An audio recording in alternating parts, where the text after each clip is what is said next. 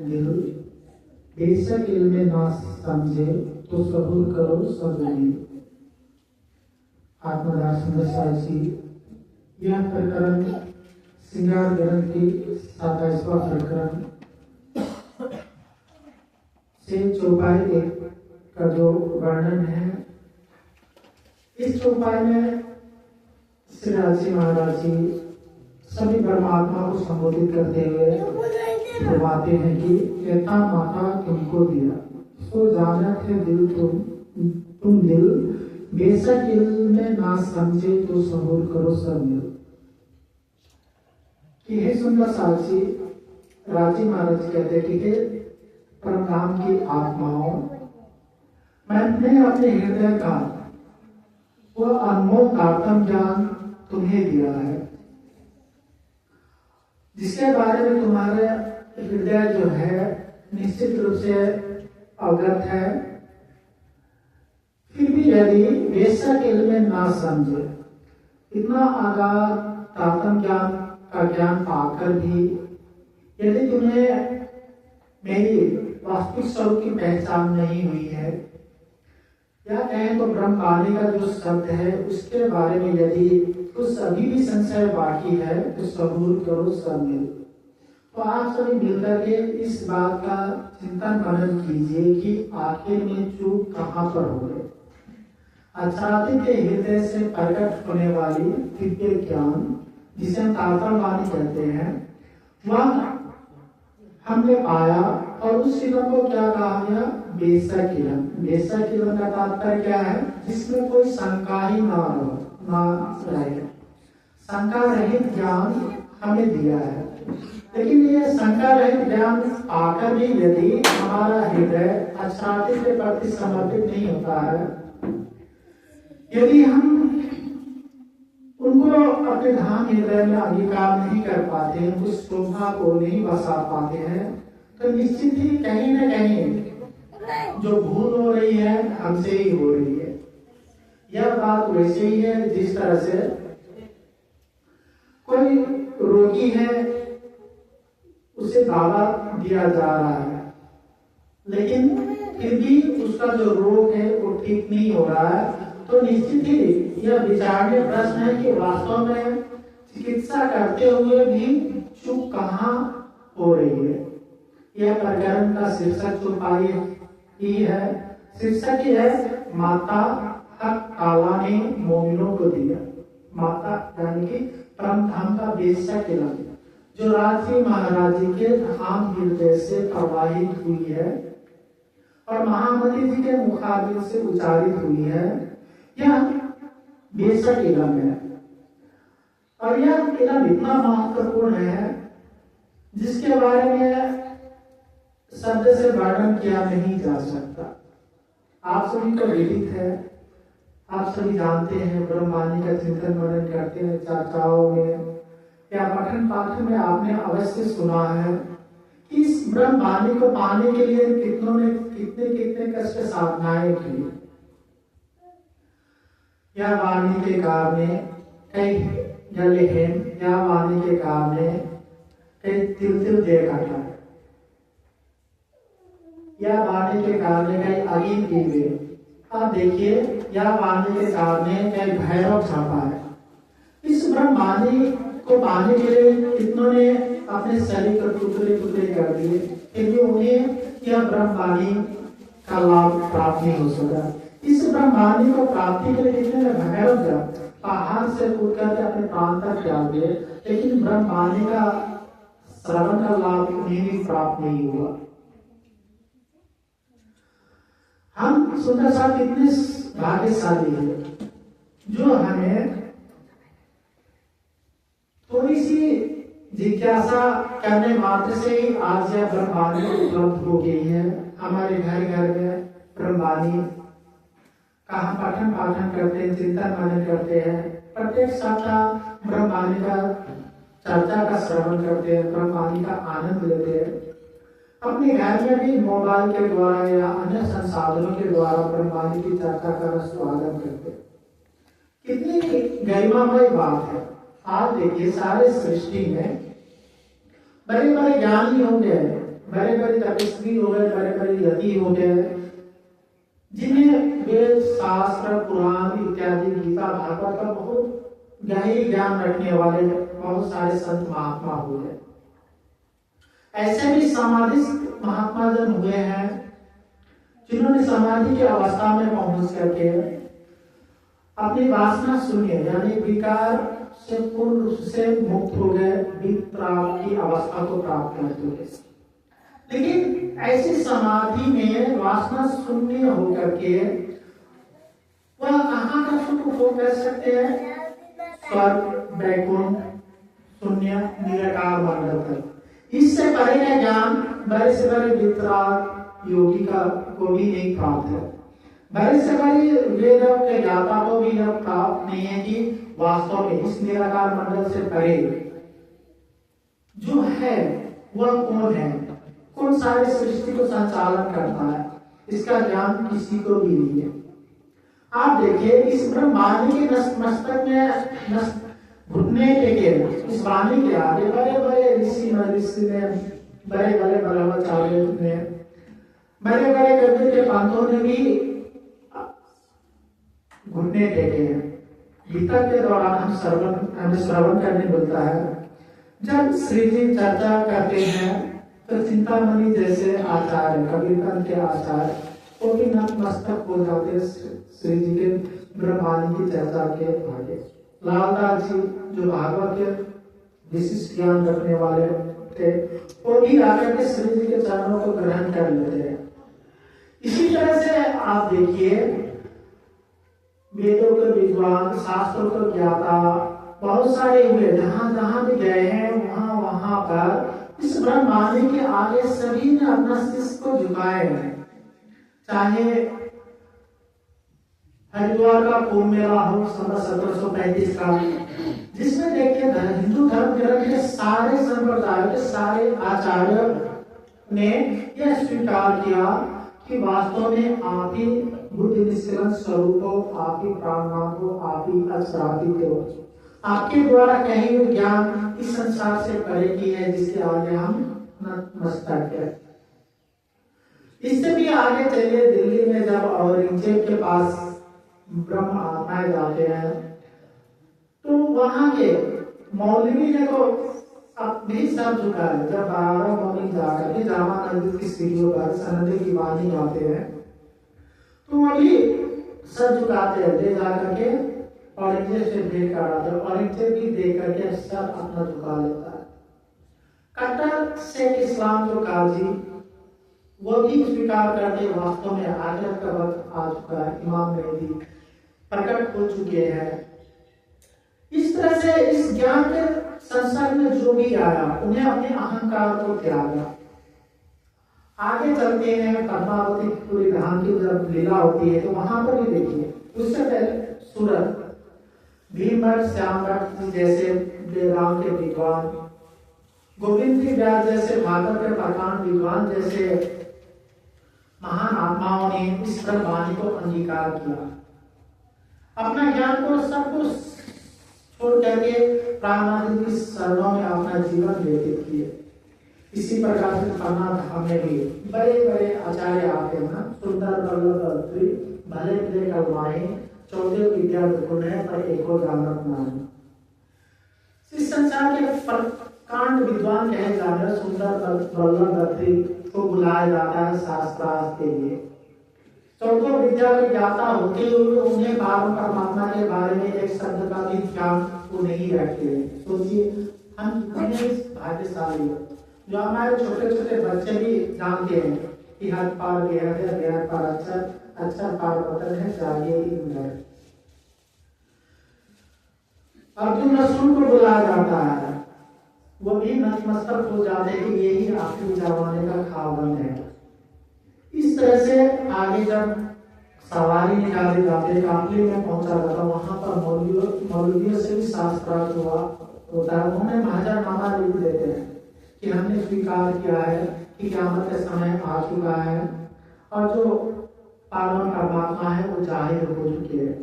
दिल्ली भेजते हैं महाजरनामा लिख करके। इस तरह से ये जो ज्ञान है सबसे आगाज सबसे परे उस परम धाम का है से आया है, और वो भी कहां से? राजी महाराज के हृदय से। एक बुद्ध आया है देश से, इन कायम किए थे। इन बुद्ध की सिफत देखियो, ऐसे हर दिल में कैसा आ गया। कहां से आया? राजी महाराज के हृदय से प्रकट हुआ यह ब्रह्मांड। वो भी एक बूंद ही आया इस संसार में, तीन कायम किए थे, और उस एक बूंद सागर का एक बूंद ने सारे संसार को अखंड मुक्ति का द्वार खोल दिया। आप सभी को विदित है कि प्रकांड विद्वान हुए काशी के भट्टाचार्य जी, जिनका विवाह पन्ना के ही एक पन्ना के निवासी से हुआ होता है, और विश्व विजय होते हैं। लेकिन विश्व विजय होते हैं सभी पंडितों को, सभी ज्ञानियों को शास्त्रार्थ में हारा चुके होते हैं। उनके अंदर अहंकार हो जाता है कि मुझ में तो इतना ज्ञान है कि मुझसे ज्यादा ज्ञानी इस संसार में कोई है ही नहीं, मैं ही पार परमात्मा हूँ। तो अपनी पत्नी से कहते हैं, जो ज्ञानी होते हैं पन्ना की धरती से, कि मैं स्वयं पूर्ण परमात्मा हूँ, मेरी आरती उतारो। मुझसे विजय प्राप्त करने वाला इस संसार में कोई नहीं है। उनकी धर्मपत्नी कहती है, मैं आपकी आरती अवश्य उतारूंगी, लेकिन सर्वप्रथम पन्ना धाम में प्राणनाथ जी है, आप जाकर के उनसे शास्त्रार्थ कीजिए, उनको हराइए, तो मैं आपकी आरती अवश्य उतारूंगी।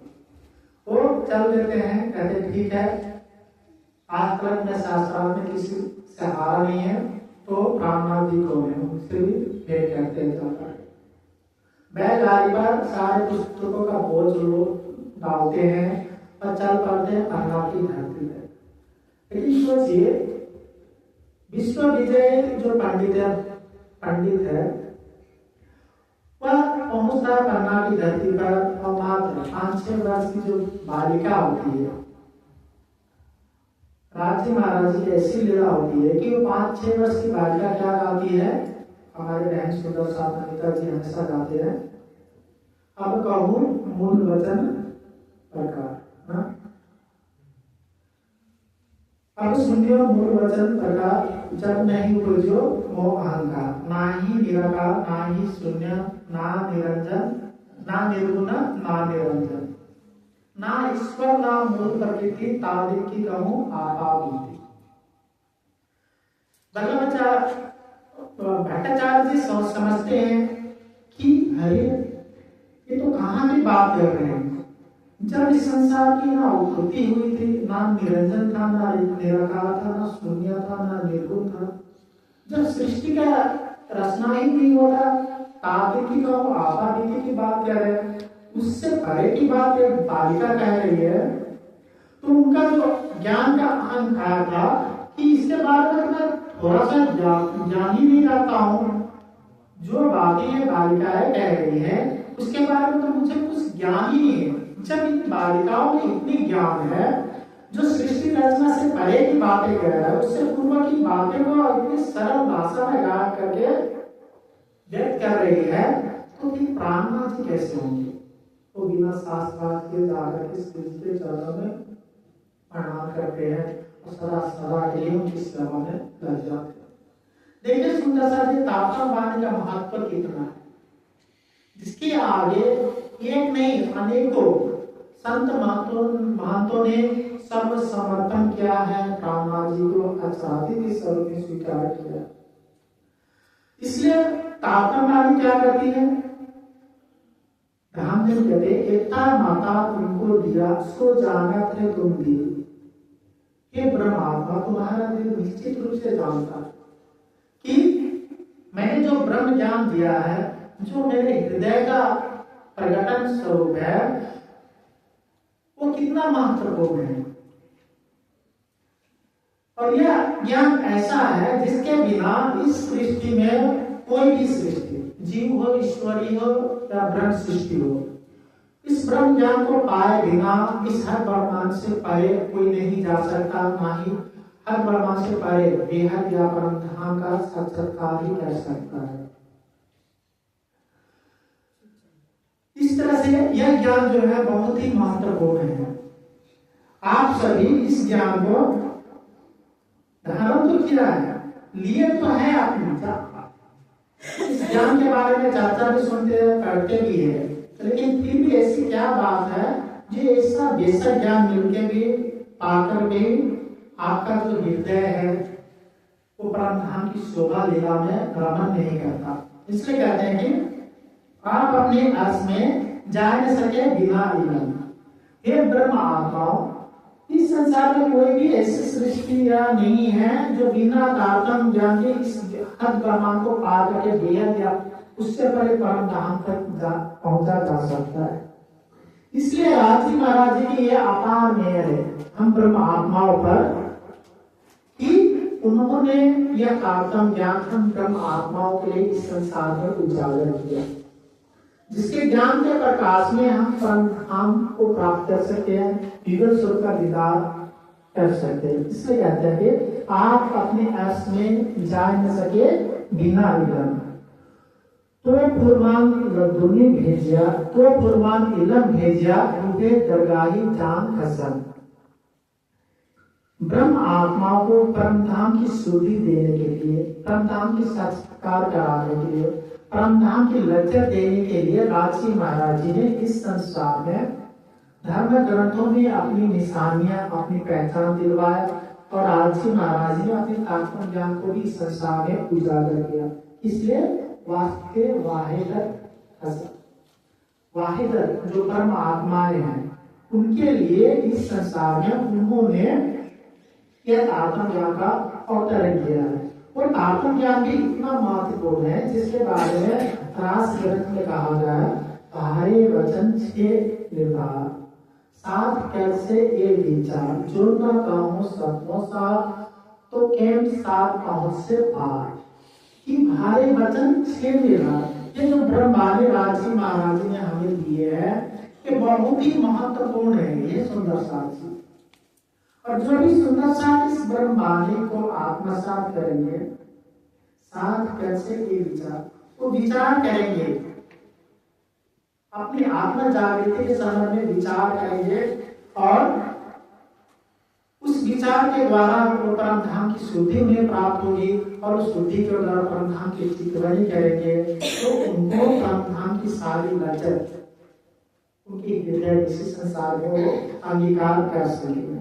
इसलिए कहते हैं जो न कहूं सत्यों साथ तो साथ पहुंच से पार। यदि मैं इस तारतम्य ज्ञान सत्य यानी परम धाम की लीलाओं का वर्णन यदि मैं इस तारतम्य ज्ञान वाणी के द्वारा ना करूं तो फिर हमारे सुंदर साथ जो है कैसे इस निराकार मंडल को पार करके अपने परम धाम को प्राप्त करेंगे। इसलिए सुंदर साथ की आत्मा जागृति के लिए, परम धाम की प्राप्ति के लिए और युगल सुख की शोभा को अपने दिल में बसाने के लिए ही मैंने तारतम्य वाणी का अवतरण किया है। इस तारतम्य वाणी का अंगीकार कौन कर सकते हैं? तारतम्य वाणी का जो ज्ञान है उसे आत्मसात कौन कर सके, जिसके बारे में गीता में कहा गया है कि सर्ववान लभते ज्ञानम तत्पर संयते इंद्रिया। जिसके अंदर आगाध श्रद्धा होती है वह इस दिव्य वाणी को आत्मसात कर सकते हैं।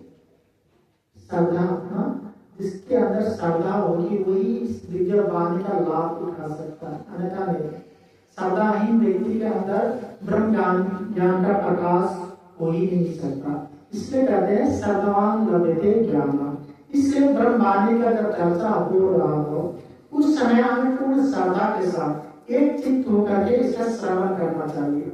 एक एक शब्द को अपने आत्मा की श्रवण से इसे अपने हृदय में हृदयांगम करना चाहिए, तभी जाकर के यह वाणी हमारी हृदय को भेदती है, हमारे हृदय की अज्ञानता को नाश करती है और ज्ञान का प्रकाश करती है।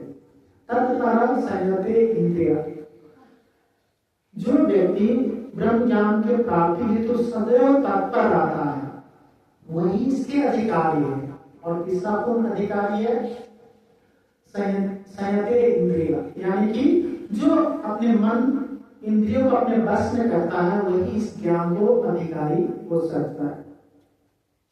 3 बातें आगे ना, श्रद्धावान जो श्रद्धा जिसके हृदय में परमात्मा के प्रति ज्ञान के प्रति अगाध श्रद्धा है, जो इस ज्ञान की प्राप्ति के लिए जो सदैव तत्पर रहता है, जो अपने मन इंद्रियों को अपने वश में करके परमात्मा की भक्ति में लगा रहता है, वह ज्ञान प्राप्त कर सकता है। इसलिए कहते हैं कि श्रद्धावान लभते ज्ञान तत्पर संयते इंद्रिय ज्ञानम लब्ध्वा परम शांति अचिरेय अधिगच्छति। ज्ञान के द्वारा ज्ञानम लब्ध्वा परम शांति, जब यह ज्ञान का दीपक हृदय में प्रकाशित होता है तो उससे परम शांति की अनुभूति होती है, अचिरेय अधिगच्छति। और जब ब्रह्म ज्ञान प्राप्ति हो जाता है तो उसका जीव, उसकी आत्मा अखंड सुख की अधिकारी हो जाता है। जीव अखंड धाम में अखंड मोक्ष की प्राप्ति कर लेता है, और आत्म जो होती है वह अपने परमात्मा अपने प्रीतम अक्षरार्थी की शोभा को अपने हृदय में बसा करके परम धाम के अखंड आनंद, अखंड प्रेम का रसपान इस संसार में ही करने लगती है। इसलिए हम जब भी वाणी चर्चा सुने तो पूरी श्रद्धा के साथ इस ज्ञान को जब भी हम घर में चिंतन मनन करें तो पूरी श्रद्धा के साथ, तत्परता के साथ अपने मन को बस में करके यदि हम इसका चिंतन मनन करते हैं तो यह हमें परम शांति आत्म सुख का लज्जत देने वाली यह ब्रह्मवाणी है। इस ब्रह्मवाणी को छोड़कर हम यह सोचे कि ब्रह्मवाणी को हम एक किनारे में कह देते हैं और हमारी आत्मा जागृत हो जाए तो कभी संभव हो ही नहीं सकता। क्योंकि राजी महाराज जी ने स्वयं धर्म ग्रंथों में लिखा है, पुराण संहिता में एक वचन आता है, एक श्लोक आता है, राजेंद्र जी हमेशा कहते रहते हैं कि अगाध आज्ञान जलधो पतितासु प्रियासु च स्वमहान बोधो क्या है स्वमहान बोधो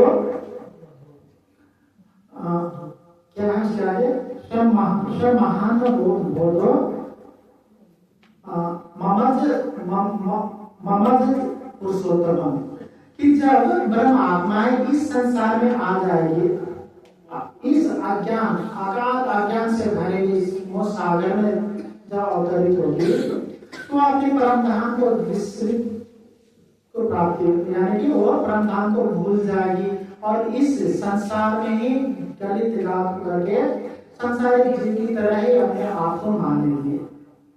उस समय कृपा निधान, दया के सागर, मेहर के सागर अक्षराते अपनी कृपा से उन ब्रह्म आत्माओं को कृपा भी स्नान कराएंगे और अपने निज धाम परम धाम ले जाएंगे। कहने का तात्पर्य यह है कि संसार में भूली भटकी हुई ब्रह्म आत्माओं को राजी महाराज जी अपनी कृपा रूपी ब्रह्म वाणी में स्नान कराएंगे। उसके अंदर जो भी अज्ञानता उसको नाश करके परम धाम की राह पर स्पर्श करेंगे, जिस पर चलते ब्रह्म आत्माएं अपने अखंड धाम को, अपने अखंड प्राण कीर्तन अक्षरार्थी को प्राप्त लेगी।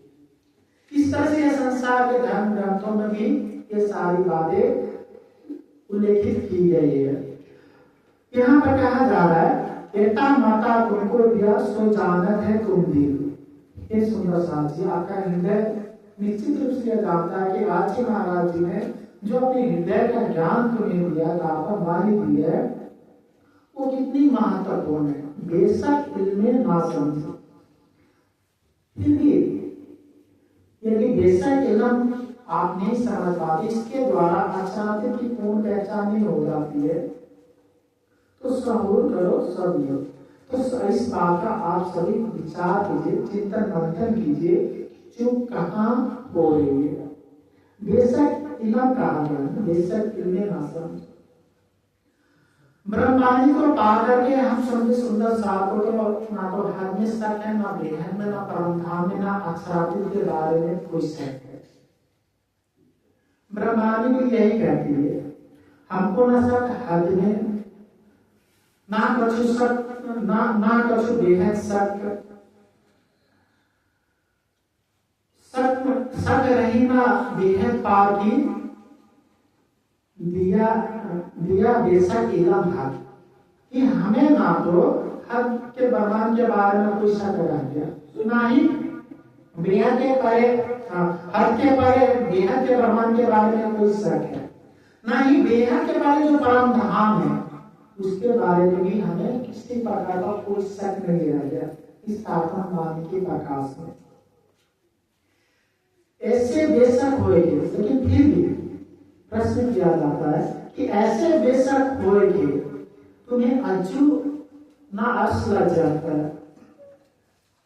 हे ब्रह्मात्मा, तुम तो कहते ना तो हमें हद में किसी प्रकार का शक है, ना बेहद ना परम धाम में किसी प्रकार का शक है। ऐसे बेशक होकर भी तुम्हारे अंदर परम धाम की वो लज्जत क्यों नहीं आ रही है जिसे धाम धनी तुम्हारे हृदय में तुम्हारी आत्मा को देना चाहते हैं।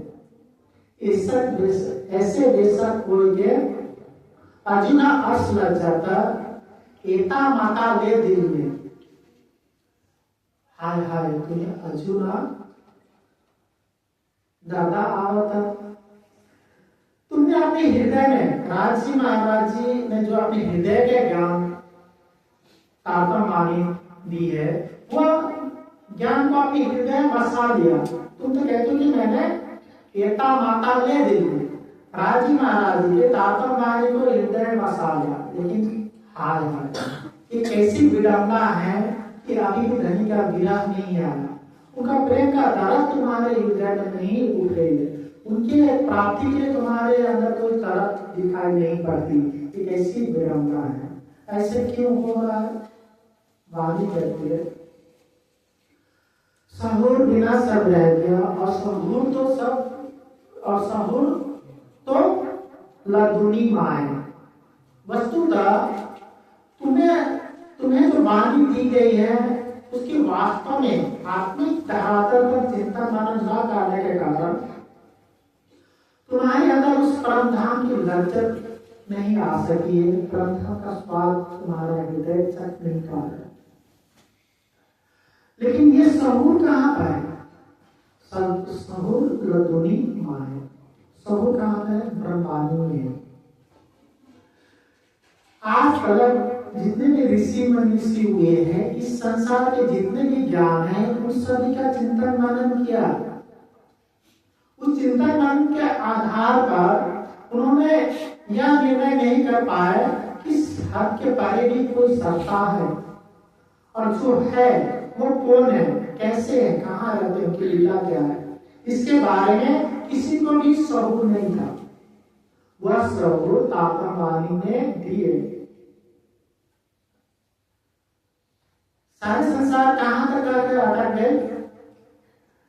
बहुत ऋषि मनुष्यों ने खोजा, परम परमात्मा की खोज की। इस सृष्टि को रचना करने वाले कौन है, इस सृष्टि को संचालन करने वाले कौन है, वो एक परम परमात्मा को खोज में बहुत सारे ऋषि मनुष्यों ने बहुत सारे धर्म ग्रंथ का रचना किए। उन सारे धर्म ग्रंथों में अंततः यही जा सके लिख दिया गया, न तत्र तच्छु गच्छति न वाक् गच्छति न मनो न विदुम न विजानीनो, कि जहाँ परम परमात्मा रहते हैं वहां तक का वाणी की गति जा सके, यानी कि हमारे वचन जो शब्द है वही पहुंच सकता है, न वाक् गच्छति न मनोगत, ना हमारे मन की गति जा सकती, ना चक्षु से हम उस दिव्य धाम को देख सकते हैं, ना उसे कोई जानता है नहीं जान पाएगा। यहाँ तक विराम लगा दिया। संसार का ज्ञान कहाँ तक विराम लगा? ना हम उसे जानते हैं ना जान पाएंगे। क्यों कहा? क्योंकि जो शास्त्र इस संसार में जो ज्ञान दिया गया है उसके द्वारा परम परमात्मा तो कभी को जाना ही नहीं जा सकता। किसके द्वारा जाना जा सकता है? परम परमात्मा की वाणी के द्वारा, दिव्य ज्ञान के द्वारा, वाणी के द्वारा ही अक्षरातीत की पूर्ण पहचान हो पाती है। इसलिए लेकिन हमारी ब्रह्मवाणी क्या करती है, ओ मेरी सत्तात्मा, ओ मेरी वासना, तुम चलो अगम के पार, अगम पार अपार पार, कहाँ है तेरा करा, तू देख निज दरबार, अपने सूरत यही संभालना। कहाँ की पहचान दे दी, हमारी वाणी है। हर बेहद परम धाम, उस मूल मिलावे में युवराज महाराज की लीला कैसी होती, उनके हृदय का प्रकट आठों सागर का स्वरूप, उसमें लीला, ये सारी की व्याख्या करके राजसी महाराज जी ने इस वाणी में हमें दे दी है। लेकिन फिर भी इतना कुछ होते हुए भी हम इस वाणी का चिंतन मनन नहीं करते हैं। इसमें गलती वाणी का है ना हमारी, निश्चित ही हमारी गलती है। क्योंकि रोकता में लगा हुआ है, भाव लगा हुआ है, दावा भी है ना, औषधि सब दिन का एक औषध कहा गया है वाणी को, वाणी में सब दिन का औषध प्रकाश से खसम, भावों को मिटाने वाला या औषधि है। राजी महाराज जी ने औषधि के रूप में हमें वाणी दी है। लेकिन हम क्या करेंगे, रोग का लगा हुआ औषधि भी हमारे टेबल पर रखा हुआ है, हमारे सामने रखी हुई है। यदि हम औषधि करते रहे और उस औषधि का हम पान ना करें, तो क्या हमारे अंदर का जो भाव रोग मिटेगा? नहीं मिटेगा। हमारी हालत भी कुछ ऐसी है, हम उस औषधि को तो हम पान नहीं कर रहे हैं और सोचते हैं कि हमारे जो भाव रोग है वो मिट जाएगा। ये कभी संभव ही नहीं हो सकता। इसलिए रामदेव कहते हैं वाणी में कि बिना विचारे रहत है तुम पे हक इलम, ये सब रूहे पहुंचे तभी पूरे दिल से। बिना विचारे रहे थे तुम पे हक इलम, ये ब्रह्म आत्माओं, मैंने जो ब्रह्म वाणी तुमको दिया है वो तुम्हारे पास है, लेकिन तुम उस ब्रह्म वाणी की चिंतन मनन नहीं करती हो, इसलिए तुम्हारे अंदर का जो भाव रोग है वो मिट नहीं पा रहा। बिना विचारे रहते तुम पे अकिलम, तुम इस वाणी के चिंतन मनन ही नहीं करती हो, विचार ही नहीं करती हो। हम सुंदर साथ में से कितने ऐसे सुंदर साथ है जो प्रतिदिन वाणी पढ़ते हैं, बहुत कम ही सुंदर साथ होंगे। और जो पढ़ना नहीं जानते हैं तो कितने ऐसे हैं जो हमेशा ध्यान देने की, आजकल तो टेक्नोलॉजी का जमाना है, मोबाइल के द्वारा भी श्रवण कर सकते हैं, चर्चा के द्वारा ही हम श्रवण करते हैं। तत्परता के साथ कितने हम ध्यान देने की वचन को श्रवण करते हैं। देखिए सुंदर साथ जी, एक आदत तो हमें डालनी है, चाहे जो नित्य प्रतिदिन जो वाणी का जो स्वाध्याय है, वाणी का जो चिंतन है, वाणी का जो मंथन है, उसे हमें करना चाहिए। थोड़ी समय के लिए भी हो, आप 10 मिनट के लिए, 15 मिनट के लिए, आधे घंटा के लिए कीजिए।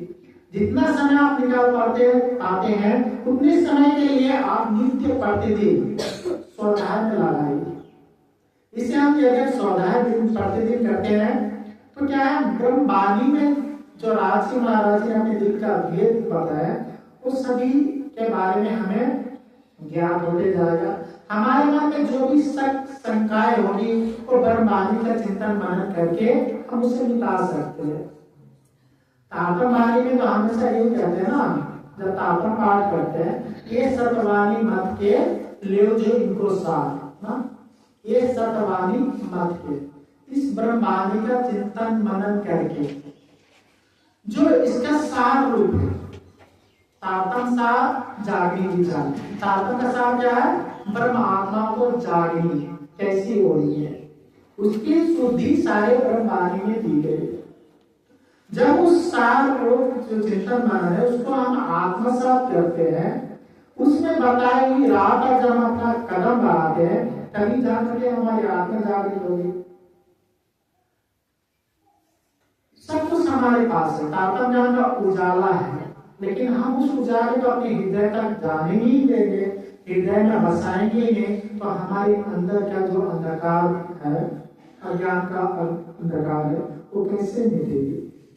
इसलिए प्रत्येक सुंदर साहब जी मैं यही निवेदन करना चाहूंगा कि आप सभी घर में जो भी हमारे सुंदर साहब सेवा पूजा करते हैं सुबह, तो उसी तरह सेवा पूजा करने के साथ ही एक रेखा के साथ में एक वाणी भी खोल करके रखिए। 1 पेज हो, 2 पेज हो, 3-4 पेज, जितना अपना समय है अवश्य आप नित्य प्रतिदिन करिए। आप देखते हैं इस कुलजम स्वरूप की जो वाणी है, इसको समापन में प्रस्तुति गाया जाता है। कुलजम स्वरूप ग्रंथ को नित्य सेवे जो कोई जो कुलजम स्वरूप ग्रंथ नित्य सेवने का तात्पर्य क्या है? जब कोई भी सुंदर शब्द प्रतिदिन इसकी स्वाध्याय करता है, चिंतन मनन करता है, मंथन करके अपने आत्मा को आहार ग्रहण करता है, ऐसे सुंदर साथ परमधाम के सातों घाट की लीलाओं का स्वागत कर सकता है, परमधाम के 25 वर्षों की लीलाओं का स्वागत कर सकता है, उनकी आत्मा अति शीघ्र जागृत हो जाती है। ये सब बातें लिखिए पुस्तक से। क्यों कहा गया अंत में? क्योंकि सुंदर साथ इस तापन वाणी को सिर्फ पूजा का सामग्री ना बनाए, बल्कि इसकी वास्तविक पूजा क्या है? इसका चिंतन मनन करना, स्वाध्याय करना, इसमें चिंतन करना और इसमें लिखित जो भी रहा है, जो भी दान दली में हमने जो भी विधि बताया है आत्मा जागृति के लिए, उसको अंगीकार करना, तभी जाकर के हमारी आत्मा जागृत हो पाएगी, अन्यथा नहीं हो पाएगी। इसलिए दान दली कहते बेशक इनमें ना समझे तो सबूर करो सब मिल, कि वास्तव आपसे मिलकर के चिंतन मनन कीजिए कि वास्तव में चूक कहाँ हो गई है। और जब हम ब्रह्मवाणी का चिंतन मनन करते हैं तो सब कुछ विदित हो जाता है। आज हम सभी सुंदर साहब को विदित है कि क्या करना चाहिए, क्या ना करना चाहिए, कैसे हमारी आत्मा जागृत होगी। 2 चीजें है ना, एक तो ब्रह्मवाणी जिस चिंतन कहा जाता है ना, और चित्तवाणी। इस चिंतन को ब्रह्मवाणी कहते हैं, चित्तवाणी को प्रेम भी कहा गया है। ज्ञान मार्ग और प्रेम मार्ग, यही 2 चीजें जो है हमें परमधाम में अक्षरार्थ की प्राप्ति करा सकता है, ईश्वर स्वरूप का दीदार करा सकता है, और ये मोमिनों का बल है। वाणी में 3 बातें को बताए गए, प्रसंग अनुसार हर एक चीज अलग अलग प्रसंग में अलग अलग प्रकार से बताई जाती है। तो वाणी में कहा गया है, एक ईमान दूजा एक पर मोमिन बाजू बोले, पट खोल पहुंचावे न दुनी, ये तीनों दुनी पे न बोले। एक ईमान दूजा एक पंछी के 2 पंख होते हैं ना, पर यानी पंख, पर ये मोमिन बाजू दो, ये ब्रह्म आत्मा के 2 बाजू है। जिस तरह से एक पंछी के 2 पंख होते हैं, उसके सहारे वो अपना उड़ान भर सकती है। एक पंख को हटा दिया जाए तो एक पंख से वो उड़ नहीं पाएगी। इसी तरह से ईमान और एक ये 2 पंख है, पट खोल पहुंचावे लंदुनी। उस पंछी की यदि आंखें ना हो तो अपनी मंजिल से भटक सकती है। तो आंखें क्या है? हक इलम, और उसकी आंखें क्या होना चाहिए? इलम रूपी आंखें। तो ब्रह्म आत्माओं के लिए 3 संपदा जो है अनमोल है, एक ईमान, दूसरा इस पर मोमिन बाजू है, पट खोल पहुंचावे लंदुनी, ये तीनों दूरी पे न गए। इस संसार में संसारी व्यक्ति में ये तीनों चीज नहीं पाया जा सकता। ये तीनों चीज जो है, एक ईमान और एक रूपी पंख और आत्म ज्ञान रूपी जिस चक्षु जिसके पास है, वही अपने मंजिल पर धाम को प्राप्त कर सकता है। इसलिए सिंगार की वाणी कहती है कि आंखें चाहिए हक की लंकी, तुम हक देखिए नैना बातन, नैन बातन खुले हक इल्मे, ये सबूत है बीच मोमिन। 3 आंखें चाहिए हक की लंकी। ये सुंदर साची अक्षराधिक को देखने के लिए तातम ज्ञान रूपी चक्षु चाहिए, नैन बातन खुले हक इल्मे। हमारी जो आंतरिक दृष्टि ना, ये तो बाह्य दृष्टि है, हमारी जो आत्मिक दृष्टि कैसे खुलेगी? तात्म ज्ञान के प्रकाश में ही आत्मिक दृष्टि खुल सकती है। नैन बातन खुले हक इल्मे, इस सपूर्ण बीच मोमिन, ब्रह्म आत्मा ब्रह्म मुनियों का विचार, उनका चिंतन मनन यही करता है कि हे सुंदर सा जी, आपकी आपकी जो आंतरिक जो चक्षु है, आत्मिक जो दृष्टि है, वो तात्विक ज्ञान के प्रकाश में खुल सकती है। इसलिए हम कहते हैं ना कि ज्ञान और प्रेम एक सिक्के के दो पहलू है। मात्र एक को ही अपना करके अक्षरातीत की जो दिल का भेद है, इसे हम ग्रहण नहीं कर सकते। ये इलम ये दो भाग को चाहे ना, राजी महाराज की तात्म ज्ञान हो या उनके प्रति जो प्रेम है, ये दोनों किससे चाहते हैं? एकमात्र अक्षरातीत के। लेकिन बहुत सारे सुंदर साहब ऐसे भी होते हैं कि थोड़े ज्ञान को ग्रहण करके मात्र ज्ञान में ही लगे रह जाते हैं। प्रेम की जो मार्ग है, चितवनी का जो मार्ग है, उससे वो अलग रहते हैं। इसके कारण से अपनी मंजिल को वो अति शीघ्र प्राप्ति नहीं कर सकते, विधन बाधाओं में अड़े रह जाते हैं। जबकि एक सिक्के का दोनों पहलू इसके और प्रेम इलम और इसको को कहा गया है। इनमें लय कई लज्जते इस गरत वाहे रतन।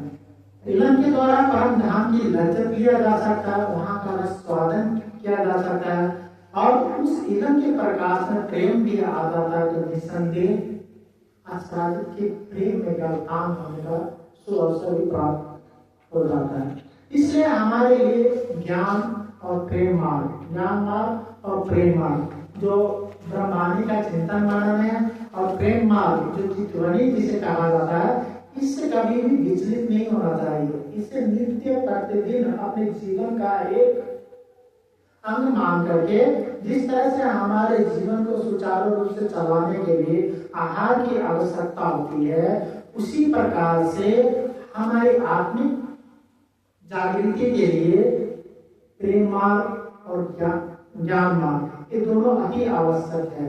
इस दोनों को सदा सम रूप में लेकर के चलने वाला ही अक्षरातीत के दिल में गोता लगा सकता है, अन्यथा इसके बिना अक्षरातीत के दिल का भेद को कोई भी नहीं जान सकता। इसलिए कहते हैं बेशक इनमें ना समझे तो सबूत करो समील। ये सुंदर सा जी, अब विचार कीजिए कि वास्तव में, अब चिंतन कीजिए कि वास्तव में कहाँ पर ऐसी भूल हो रही है जो हमारी आत्म जागृति क्यों नहीं हो रही। शास्त्रों का कथन है कि एकांत में आध्यात्मिक चिंतन करने वाला परम श्रेय कल्याण को प्राप्त होता है। इसलिए हमें आध्यात्मिक चिंतन में जुड़ करके विचार करना चाहिए। आत्ममंथन भी कहा जाता है, जिसे आत्मचिंतन आत्ममंथन कि वास्तव में हमें क्या करना है, क्या न करना है, नहीं करना चाहिए। ब्रह्मवाणी की जो प्रकाश है, जब इसकी प्रकाश में हम आगे बढ़ते हैं तो निसंदेह हमें सत्य राह पर चलने के लिए प्रेरित करते हैं। उस राह को पकड़ करके हमें अक्षरातीत की प्राप्ति करना होता है। इसलिए सुंदर साथ जी, यह जो वाणी है, हमें राजसी महाराज जी ने जो वाणी दी है, यह वाणी हमें परम धाम में गलतान करने के लिए दी है। परम धाम के इसका रसास्वादन करने के लिए, वहां के लज्जत लेने के लिए दी है। और उस लज्जत से भी परे जो धाम धनी का प्रेम मार्ग है, चितवनी का जो मार्ग है, उस पर चल करके हम राजसी महाराज जी की दिल के भेद को जान सकते हैं, जो हम परम धाम में रहते हुए भी हम प्राप्त नहीं कर सके थे। इसलिए सुंदर साथ जी, मैं अंत में यही कहना चाहूंगा कि हमारा जो प्रेम मार्ग है और क्या मार्ग है, हमारे जीवन में हम सदैव नित्य प्रतिदिन इसे हम अपने जीवन में अंगीकार करें, अपने जीवन में अपना करके, अपने रहने में उतार करके ध्यान के वचनों को आत्मसात करेंगे, तो निसंदेह यह वाणी जो है हमारे हृदय को भेदन करेगी। विचार विचार विचार ही वेदे सकल सुननाम। जो सुंदर सा इस ब्रह्मवाणी को विचार करेंगे, चिंतन करेंगे, उसके हृदय में यह ब्रह्मवाणी अवश्य चुभती है। जो सुंदर सा इस ब्रह्मवाणी को चुभन को महसूस करेंगे, उसकी आत्मा अवश्य ही आत्मिक जागृत अवस्था को प्राप्त होगी और ईश्वर का अधिकार करके पृथ्वी खंडन की जो कामना ब्रह्म आत्माओं के लिए होती है, उस अवस्था को ही प्राप्त कर सकेंगे। इसी के साथ अपनी चर्चा को विराम देते हुए आगे सुंदर साथी चौपाई को हम दोहराते हैं। तो सहूर करो सब मिला, पिता माता तुमको दिया, तो जानन है तुम लीला, बेशक इल्मे ना समझे, तो सहूर करो सब मिला, तो सहूर करो सब मिला, मुझे